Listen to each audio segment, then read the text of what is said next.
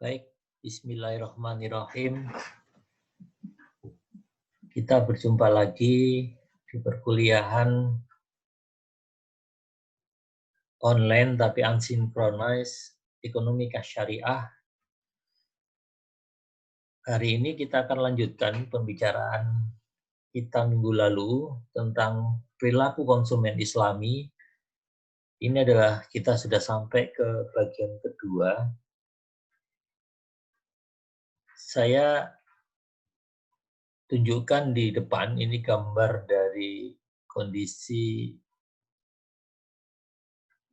konsumen Islami gitu ya di negara Arab seperti minggu lalu masih sama gambar depannya yaitu Abu Dhabi dan kemudian beberapa mall di Arab Saudi ya itu sudah ada produk-produk internasional di sana ya ini kondisi mallnya seperti itu. Minggu lalu kita sudah bicarakan tentang prinsip Islam tentang konsumsi.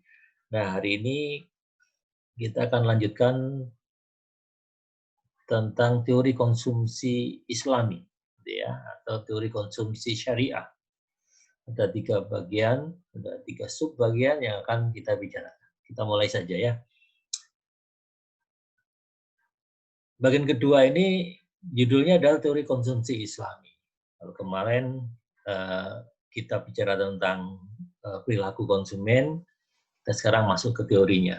Jadi apa yang ada di benak konsumen itu banyak sekali barang atau jasa ya di kepalanya konsumen. Nah, selama ini kalau secara konvensional kita juga mempelajari apa sih yang mendorong seseorang itu mengkonsumsi sesuatu. Tentu saja karena dia memiliki keterbatasan sumber daya, sementara keinginannya begitu banyak, ya wisata kemana-mana, Paris, ke mana, Inggris, ke Eropa gitu ya, dia ingin juga beli mobil gitu ya, dia mungkin ingin beli Brompton ya, mahal seperti itu. Nah, itu dia bagaimana? Dia mewujudkan itu atau perilakunya itu kita bisa jelaskan. Gitu ya. Ini adalah gambar yang menunjukkan menariknya kita mempelajari tentang teori konsumsi ini. Apalagi bagaimana itu kalau dikaitkan dengan konsep syariah atau Islam. Ya, oke. Kita awali dengan konsep tentang kepuasan dan rasionalitas konsumen Muslim. Ya, bahwa rasionalisme, jadi manusia itu kan rasional gitu ya, manusia dianggap makhluk yang rasional. Tapi secara syariah itu tidak saja didasarkan kepada dorongan akal saja, pikirannya saja, tapi juga nilai-nilai ketuhanan, keilahian. Sehingga akan memudah seseorang untuk mencari dan mendapatkan kebenaran tentang konsumsi yang harus dilakukan. Tidak sekedar untuk kepentingan jasmani di dunia saja gitu ya. Tapi sudah dimasukkan nilai-nilai ketuhanan di situ. Tidak lagi sekedar akal saja yang digunakan, tapi juga menggunakan dasar-dasar panduan yang diberikan oleh Tuhan, gitu ya. Nah, ini saya tunjukkan ya di dalam syariah, ya sudah saya singgung di kuliah pertama, syariah itu adalah hukum Islam yang terutama ada di Quran dan hadis, tapi hari ini kita tunjukkan di Quran, itu manusia itu berpikir dan menggunakan akal dalam melakukan sesuatu, itu dasarnya adalah Al-Quran. Sehingga dia dilarang untuk membuat keputusan di bawah kondisi yang disebutkan dalam Al-Quran itu beberapa ya. Tidak boleh seseorang itu melakukan atau berekonomi atau membuat keputusan ekonomi di bawah kondisi yang terpaksa. Ya, seperti dalam surat Al-Baqarah ayat 245. Ya, ada sebenarnya di sini ya Al-Baqarah 245. Saya sebutkan di sini ya, nanti bisa dibaca. Jadi tidak boleh keputusan itu di bawah kondisi paksaan. atau dalam kondisi prasangka. Ya, kebanyakan mereka tidak mengikuti kecuali persangkaan saja. Tidak boleh. Ya, dalam Islam tidak boleh. Sesungguhnya persangkaan itu tidak sedikit pun berguna untuk mencapai kebenaran. Ya, tidak boleh. Semua harus clear. Ya, membuat keputusan itu tidak boleh karena persangkaan. Begitu juga karena nafsu. Ada 2 ayat yang saya sebutkan di sini ya, yang saya gunakan dasar. Yaitu surat An-Nisa, surat keempat, ayat 138, dan surat Ash-Shad, ya, Shad, ya, ayat 36. Yaitu berdasarkan nafsu. Membuat keputusan berdasarkan nafsu itu juga dilarang di dalam konsep Islam. Apalagi juga ikut-ikutan. Ya, nggak boleh kita ikut-ikutan berkonsumsi membuat keputusan ekonomi karena ikut-ikutan. Nggak punya dasar yang clear. Makanya harus sering curiosity ya. Kita ingin tahu sebenarnya aku mengkonsumsi ini dasarnya apa. Ya, oke. Jadi rasionalitas itu adalah anggapan bahwa manusia itu berperilaku secara rasional atau masuk akal. Ya, dan tidak akan secara sengaja membuat keputusan yang akan menjadikan mereka lebih buruk. Namanya rasional. Clear sebenarnya sampai sini yang mudah untuk kita pahami. Masuk akal, dan kita pasti menghindari pengambilan keputusan yang akhirnya jadi malah lebih buruk. Nah, jenis rasionalitas menurut Robert H. Frank ya, itu dibagi 2, yaitu self-interest rationality, di mana fokusnya adalah rasionalitas itu menurut Frank, kategori yang pertama ini genuine, itu orang itu rasional itu untuk kepentingan pribadinya. Ya, self interestnya dia sendiri. Ya. Yang kedua itu karena rasionalitas yang dipengaruhi oleh unsur-unsur luar, yaitu psikologisnya, ya, sosiologisnya, lingkungan, ekonomi. Nah itu pembagian rasionalitas menurut Frank. Ya, kita lanjutkan saja. Yang menarik itu saya nanti di belakang ya. Asumsi lain tentang referensi, rasionalitas, referensi pilihan itu adalah yang pertama adalah strong monotonicity. Monotonicity, yaitu kemonotonan yang kuat. Menurut rasionalitas seperti ini dikatakan bahwa lebih banyak berarti lebih baik. More is preferred than less. More is better than less. Jadi banyak itu lebih baik. Atau asumsi ini bisa diganti ke asumsi yang kedua, yaitu local non-satiation, yang mengatakan bahwa seseorang itu dapat berbuat lebih baik sekecil apapun. Ya, kalau berbuat baik sekecil apapun. Atau kalau dia mau barang itu lebih banyak lebih baik. Kemudian rasional menurut pendekatan preferensi, yaitu yang ketiga adalah strict convexity, yaitu konveksitas ketat. Seseorang yang lebih menyukai rata-rata daripada ekstrim. Ya, itu dianggap rasional. Terlalu ekstrim itu tidak rasional. Ya, tengah-tengah lah. Ya, rata-rata. Oke. Perspektif Islam tentang rasionalitas, ya, itu melakukan perluasan dari konsep rasionalitas konvensional. Misalkan nih ya, sudah saya singgung minggu lalu rasanya ya, sifat transitif. Transitif itu misalkan ini kalau kemarin A dan B lebih suka B, B dan C lebih suka C, C dan A gimana? Nah ini penjelasannya agak lain supaya saudara lebih terbuka ya wawasan atau lebih mudah untuk memahami dengan cara dibalik sekalipun gitu ya. Jadi misalkan seseorang itu dihadapkan pada pilihan A dan B, ia milih A. Kamu pilih mana? A atau B? A. Ya, ini berarti kan bukan anak kecil. Biasa anak kecil itu kalau A dan B, dia milih yang B. Adik kecil ya. Nah, dia disuruh milih A dan B, dia milih A. Kalau kemudian disuruh memilih B dan C, ia milih B. Jadi dia milih yang depan. Terus dia dihadapkan pada pilihan antara C dan A. Ya, ia memilih C. Ya, A dan B, dia milih A. B dan C, dia milih B. C dan A, dia milih C. Berarti nggak intransitif. Harusnya kalau C dan A, dia milih A dong. Karena A, dia pilih lebih dari B. Dan B, dia pilih dari C. Maka C dan A, dia pasti milih A. Oh ya, Wong, jangankan sama A, sama B aja dia milih B kok. Padahal B sama A, dia pilih A. Jadi kelihatan bahwa ketika dia diminta untuk memilih C dan A, dia milih C, dia tidak transitif.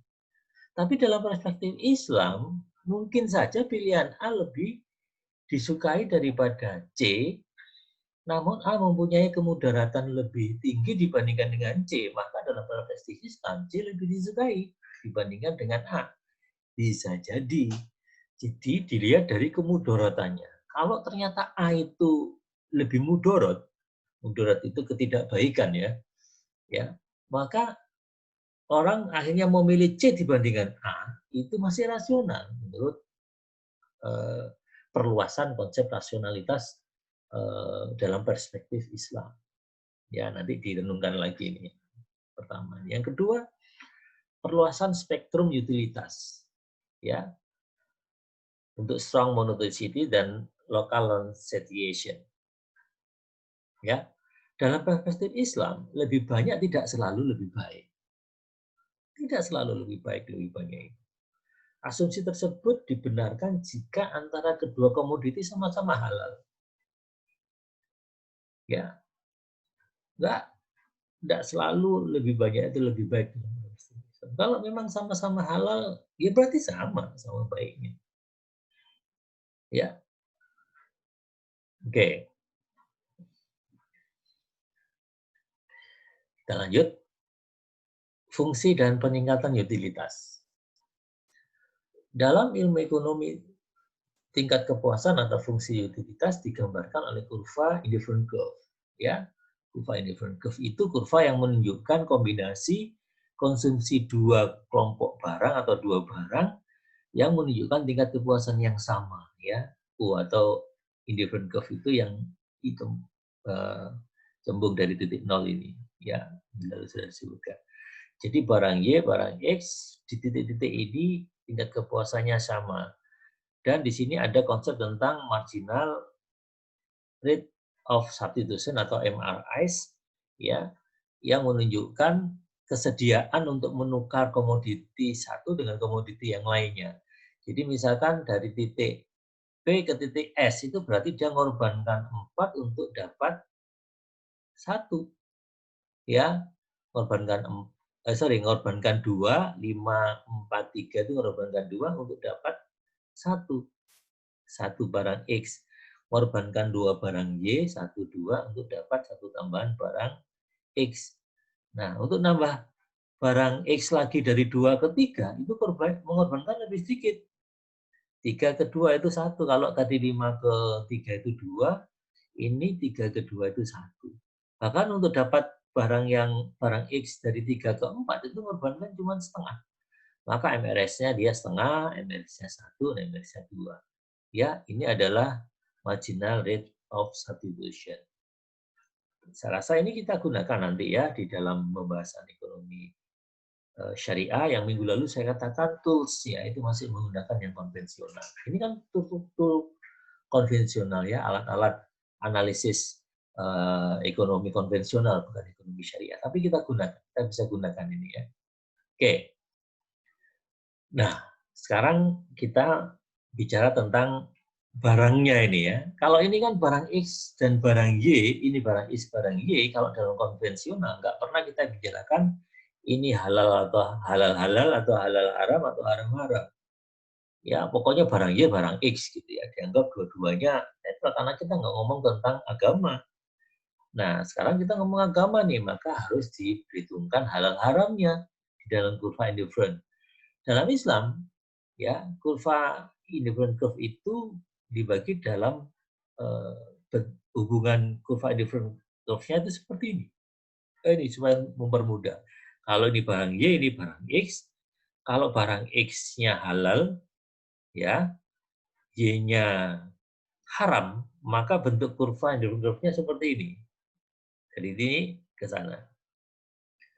Ya, kalau yang normal kan ini, barang X halal, Y halal, Y halal, X halal. Maka indifferent curve-nya dari sini ke sini nih.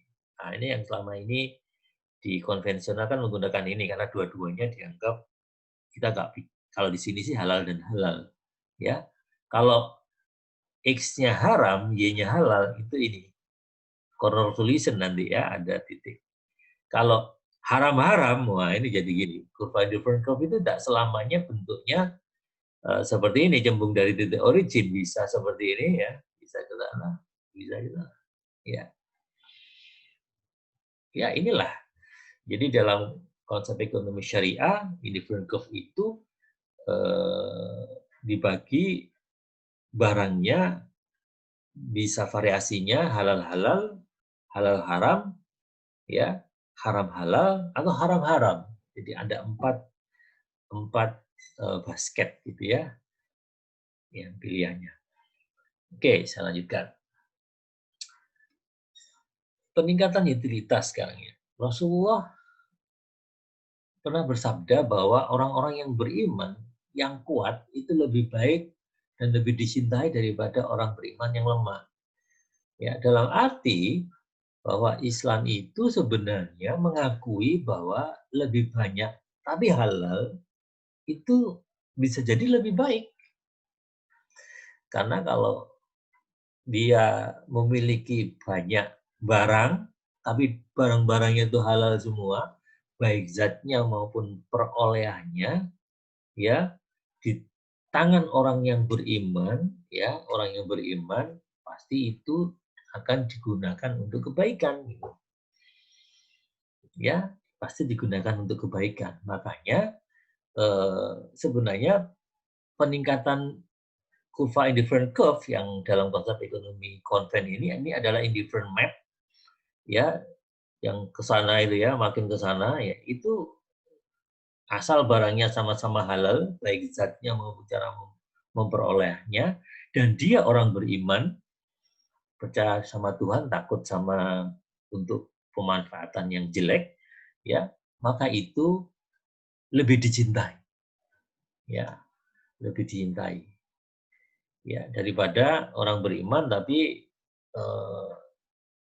posisi different curve-nya rendah gitu ya. Ya.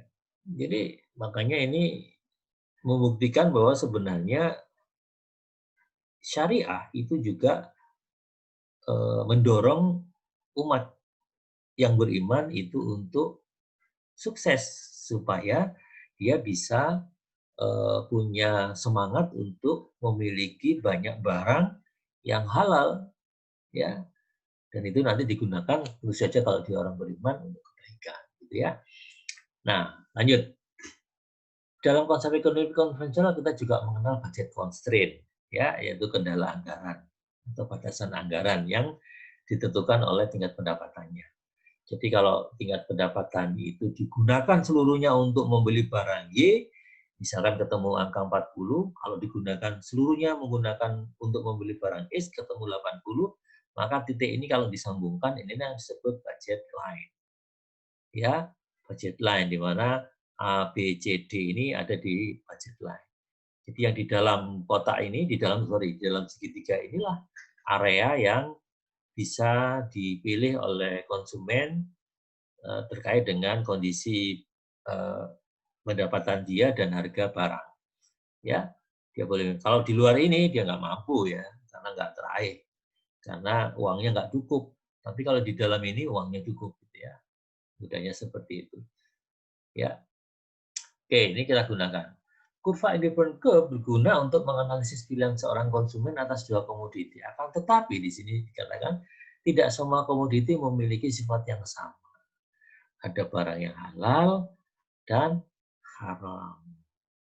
Jadi kesejahteraan konsumen akan meningkat jika mengkonsumsi lebih banyak barang yang bermanfaat dan halal serta mengurangi konsumsi barang yang buruk dan haram. Ya, jadi sebenarnya mudah kok.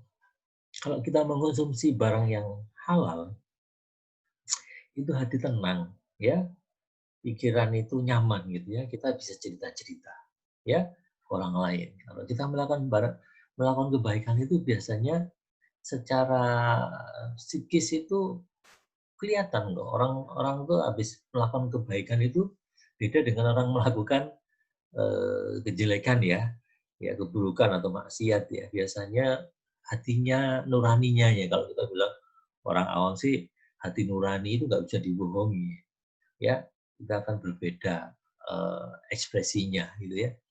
Oke, saya kira itu kurva indifferent atau IC untuk barang X halal dan Y halal ya, maka di sini dikatakan peningkatan konsumsi barang X dan Y yang sama-sama halal akan meningkatkan tingkat kepuasan yang tinggi. Jadi mengonsumsi dua barang yang sama-sama halal itu akan meningkatkan tingkat kepuasan yang tinggi.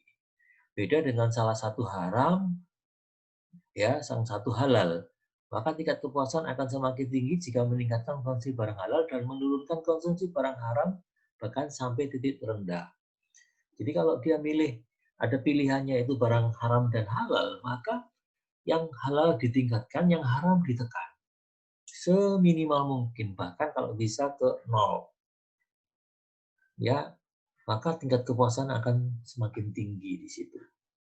Contoh misalkan kalau diyakini bahwa mengkonsumsi bunga bank ya, hasil hasil bunga dari bank itu dianggap haram, maka dia menurunkan konsumsi itu ya, terus dia mengambil dari perdagangan saja keuntungannya ya, barang-barang yang dibeli dari hasil perdagangan itu kepuasannya akan semakin tinggi. Makanya banyak orang-orang yang hijrah ya, keluar dari bank konven menuju bank yang syariah, atau bahkan dia keluar sama sekali dari institusi keuangan yang berbasis riba menurut keyakinan dia, ya dia akhirnya mencari rezeki melalui jalur lain ya, itu menimbulkan kepuasan yang tinggi meskipun tentu saja dengan perjuangan berat di awalnya ya, karena nggak mudah itu ya. Oke, lanjut. Tingkat kepuasan secara syariah itu tidak hanya dipengaruhi sebagaimana kalau kita bicara kurva IC atau IC indifferent curve yang konven, tetapi juga dipengaruhi oleh beberapa faktor. Kalau dalam konvensional kan kita cuma melihat kurva indifferent itu barang X dan barang Y, atau barang Y dan ini barang X. Tapi menurut konsep syariah itu kita harus memperhatikan juga faktor-faktor lain. Yang pertama adalah ini enggak dibicarakan kepentingan orang lain.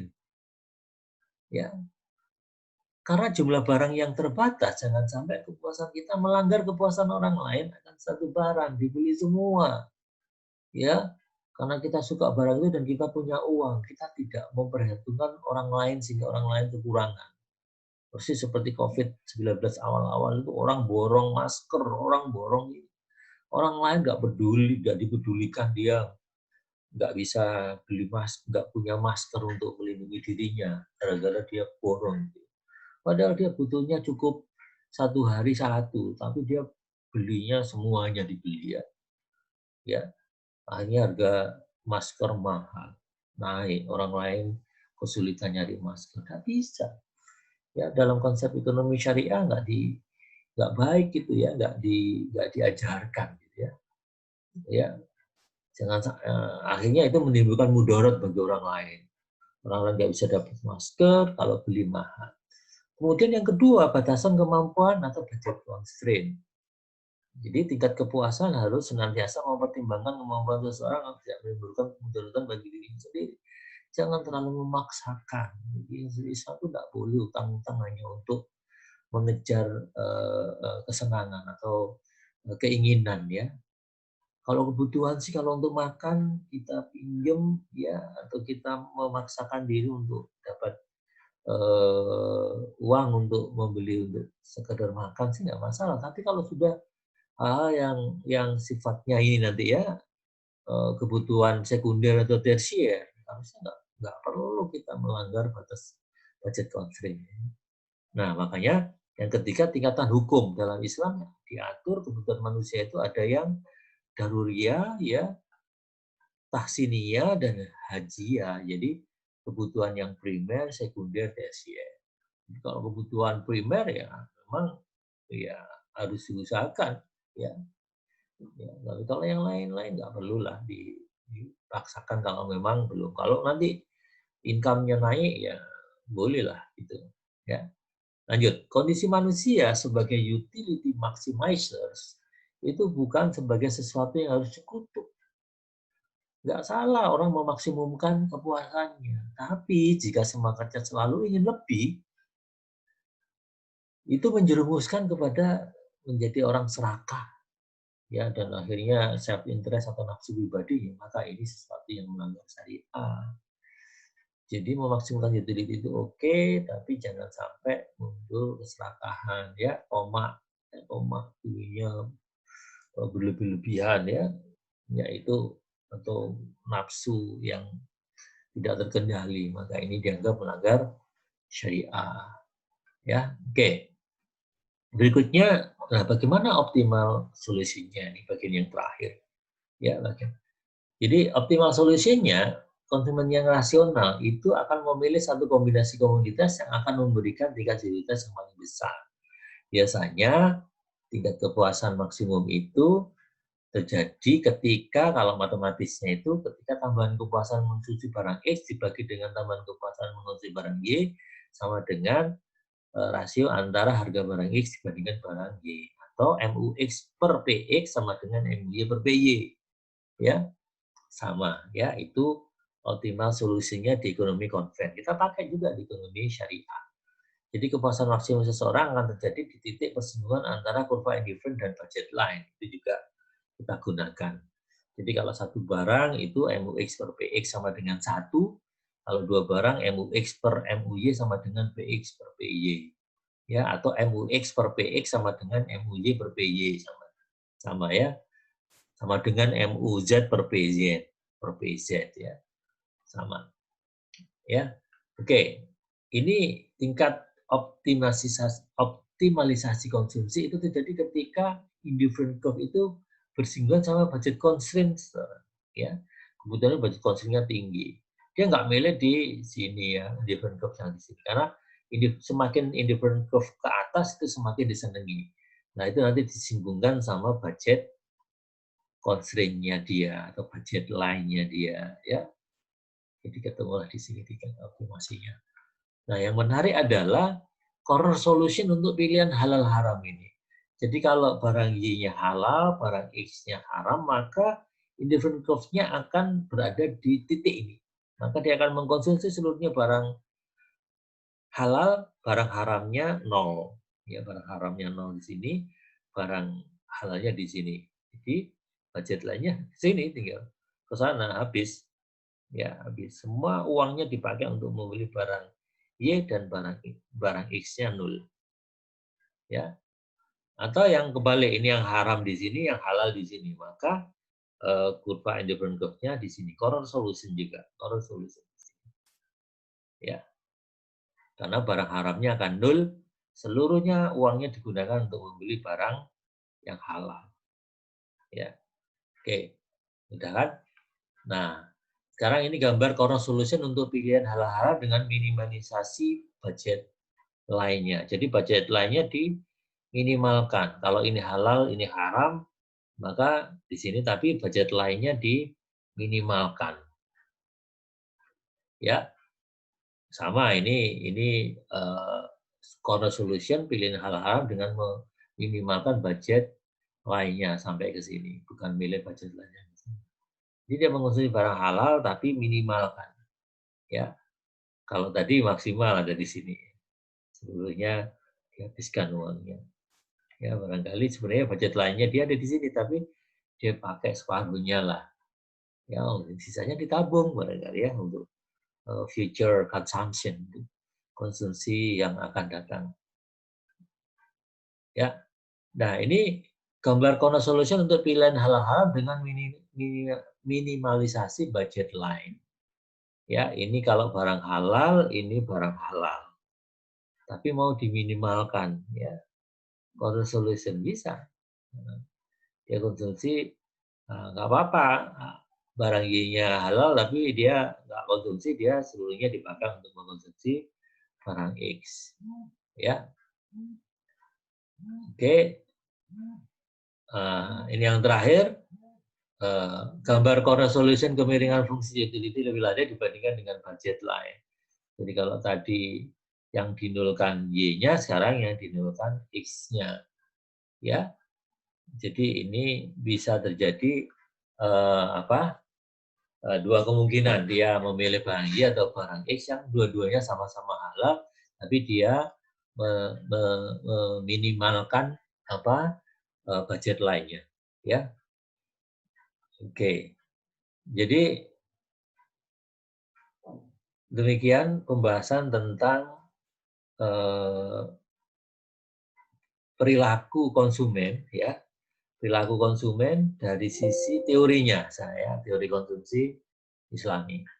Jadi sudah selesai pembahasan kita tentang perilaku konsumen Islami. Selanjutnya kita akan membahas tentang perilaku produsen. Ya, pada pertemuan yang akan datang, setelah kita memahami bagaimana konsumen berperilaku, tetap saja sama toolsnya dengan ekonomi konven. Tujuannya adalah memaksimumkan kepuasan, tapi tidak sekedar kepuasan dunia, tapi time frame-nya diperluas menjadi akhirat juga, ya, hidup setelah kematian, tapi juga bagaimana norma-norma ajaran syariat itu diterapkan ketika seseorang itu berperilaku sebagai seorang konsumen. Saya kira itu, semoga bermanfaat. Sampai ketemu lagi di bahasan selanjutnya. Terima kasih. Salam. Ya.